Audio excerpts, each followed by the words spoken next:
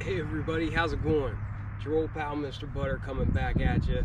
And I wasn't planning on doing this review today. However, I just had a pair of shoes show up at my doorstep, and I believe these might be dropping tomorrow. I am shooting this on Tuesday the 10th, so tomorrow would be Wednesday the 11th. I heard some rumors that the coconut milk Dunk Low is going to be dropping on the Nike app Wednesday morning at 10 a.m. Eastern time, and I wanted to put this review together for you and get it up as soon as possible so that you all can decide for yourselves whether or not it's worth going after. I'll tell you right off the bat, they look real good in hand. They look really good in hand. If you're into kicks and you feel like hanging out, then hit that subscribe button. Let's look at these coconut milk Dunk Lows. This is actually the first time I've done a review in the tree line this year. When the sun's shining, sometimes I just feel like I'm cooking down there, and as white as I am, I burn so bad, and even just a couple of minutes I'd end up being beet red, so I decided to come up here to the shade. But anyhow, we got a standard Dunk box, nothing really out of the ordinary there. These did come from Hong Kong, and like many other shoes, these dropped overseas before coming to the US. And like every other Dunk that I've been picking up here recently, the price is lower before they drop in the US than what it's going to be after they drop in the US. Most recently, I've grabbed the Fossil Rose Dunk Low Premiums and the Vast Gray Dunk Low Premiums. I got the Fossil Rose for $170, and I think the Vast Gray for $176. And I can assure you, I won't be able to get them at that price again.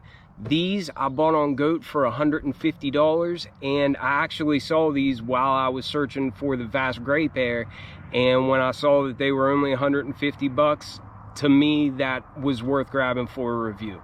But let's see what you think about it. The tag reads Dunk Low Retro, and the colors are coconut milk, white, and sail. On Dunk Lows, I get a size 10. On Dunk Highs, I get a 10.5. I think these will probably retail for 100, maybe 110, but I'm thinking probably just 100 bucks. Look at these. Right off the bat, these kind of give me the same feels as what my wife's Barely Green Dunk Lows do. Just the way this base color is a real pale color. Now on the Barely Green, of course, it's green, but on here this is like a real light, I think that's the coconut milk, but it's just a very light yellow, and it looks real nice. It reminds me of, like, these shoes remind me of banana cream pie, and how perfect is that for summer, you know? If you haven't had banana cream pie, then you're missing out, so I recommend you try it as soon as possible. Talk about a shoe that is perfect for the warmer weather. This color scheme is just very nice looking on this retro silhouette, and I think these came out very well. I don't try to hide the fact that I am very displeased with like Dunk quality a lot of times. However, these feel nice. These feel better than your average Dunk GR release does. I'm really happy with these.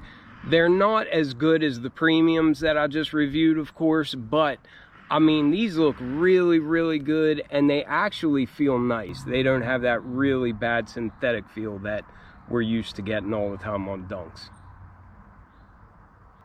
But starting with this outsole, standard Dunk tread pattern, you're all used to seeing that, nothing really new there, and it's in that nice really pale yellow or coconut milk color.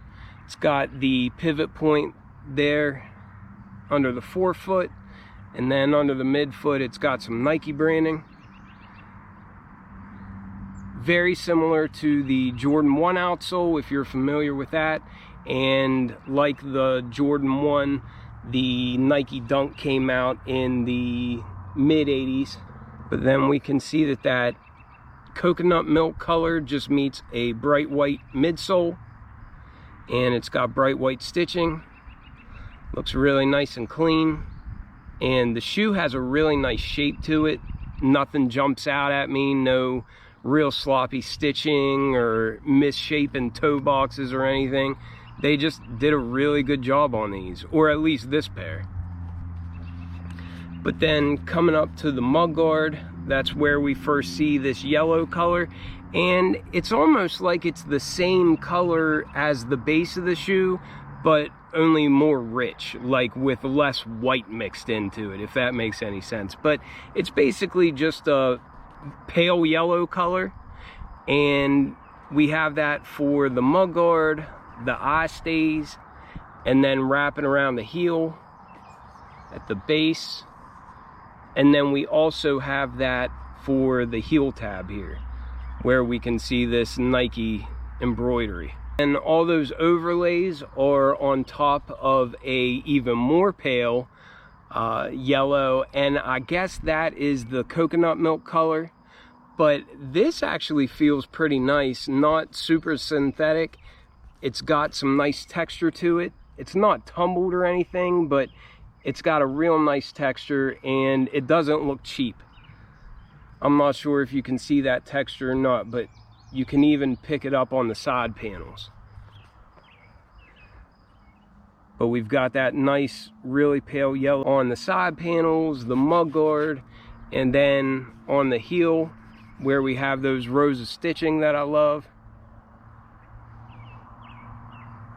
And it all just has a real nice texture to it. I really, really like it. I also like that they gave us kind of natural edges on the leather.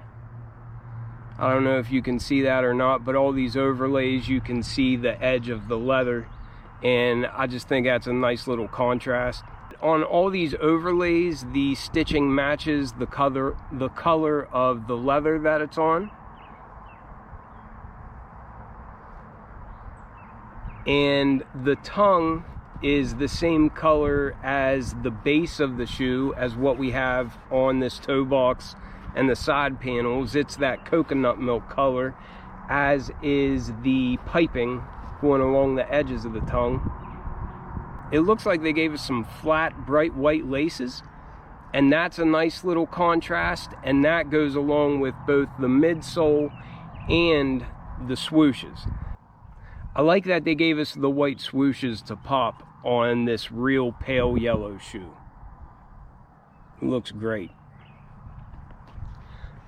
But then it looks like the sock liner is more of that coconut milk color, just like the insole.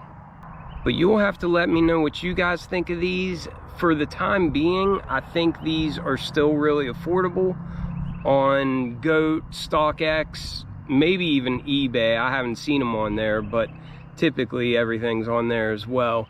But I got these for $150, and I would predict that these will be more expensive than that in the future.